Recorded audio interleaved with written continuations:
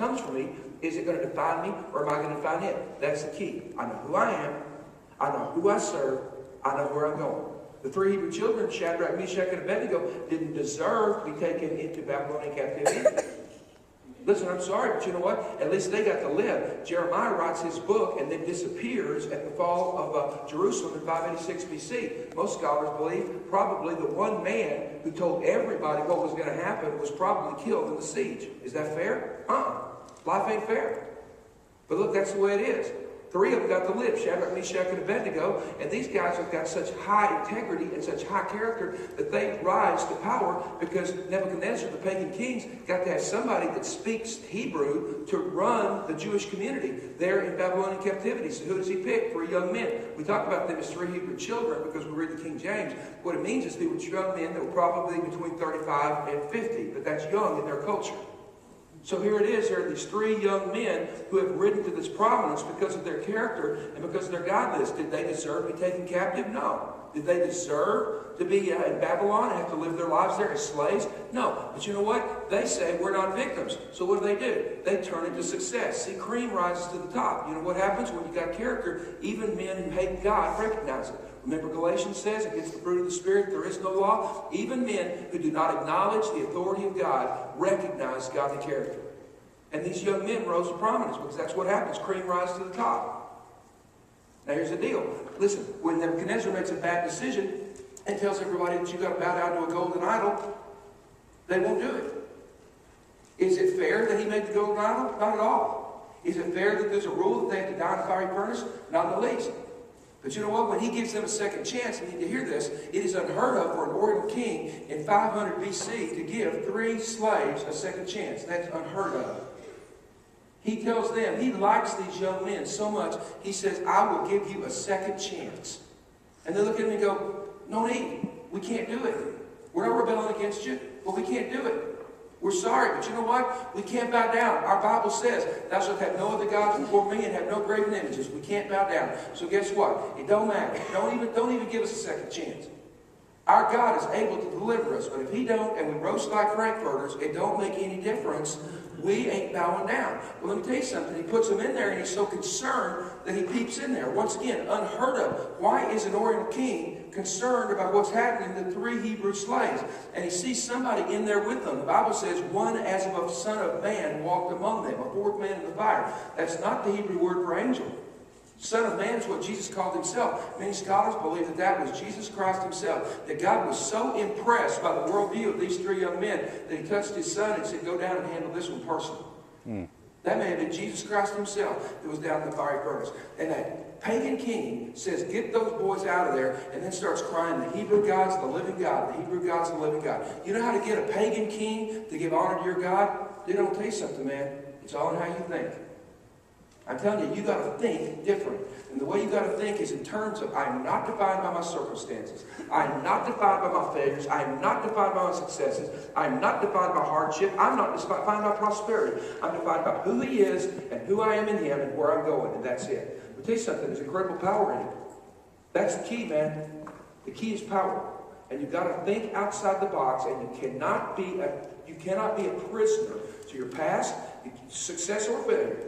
You cannot be a prisoner to your past mistakes. You can't be a prisoner to your failures. You can't be a prisoner to your reputation.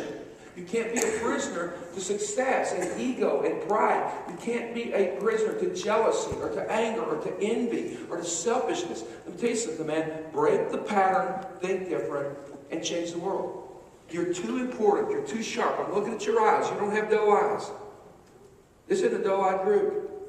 You're called to change the world, and that means you got to think different. And that means you got to breathe life breathers, okay? So we got to find out, this is your final assignment. This is your final exam for the semester. You ready? We got to find out if you're going to pass the course. You ready? Good evening! Good evening! There you go. There's good life in here. Now, I got to tell you, appreciate Brother Ron making sure that before I left, I was dressed in proper attire. I want to let you know that, okay? So I got my gator shirt on. And now I'm beginning to understand why when y'all are praising God, why instead of clapping like this, y'all are all clapping like this. Now I know why that is, okay? I think you're getting a little confused there.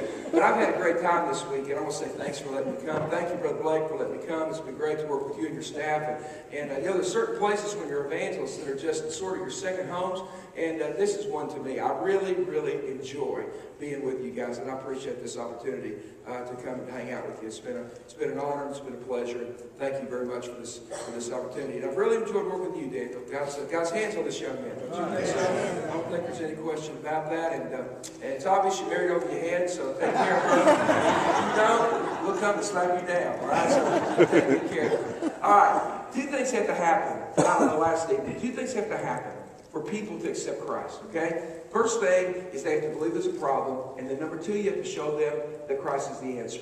I've said this to you at the lunches, but nobody makes a major decision in their life to buy life insurance, to buy a refrigerator, to buy a new vehicle, and especially not to change churches or change faiths or change lifestyle unless they know they're in stress. People don't make major ticket item decisions unless they're in stress. I mean, I'm sorry, but if I'm your spouse and you come home and say, you look at me and say, honey, the freezer is making weird noises. And I go, what do you mean? Well, I think it's about to go out. And I said, well, how much is one going to cost? And you say $850 down at Sears. Well, I'm going to go, and I don't want to pay that money. So I'm going to go in there, and I'm going to open the door and say, well, it's still cold in there. We don't have the money to do that. Well, if 3 days later you call me at the office and say, I need to talk to you, Einstein. And you say, what is it? Say, you know that elk license that you waited for 3 years to get in Colorado, and you finally got drawn out of the lottery and picked for an elk license, and it cost you $850? Yeah. You know that trip to Colorado that cost you $3,000 by the time you paid the 2 tickets for driving too fast up there and hurt your back coming down the mountain and had to go to the chiropractor 14 times?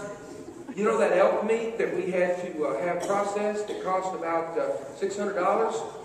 Yeah? Well, let me tell you something. Your $5,332 elk meat is about to spoil because our freezer just went out. What would you like me to do? I'm going to say, whatever it costs, go to Sears right now and buy the freezer. We're about to lose $6,000 worth of elk meat, man. Now, here's my point, okay?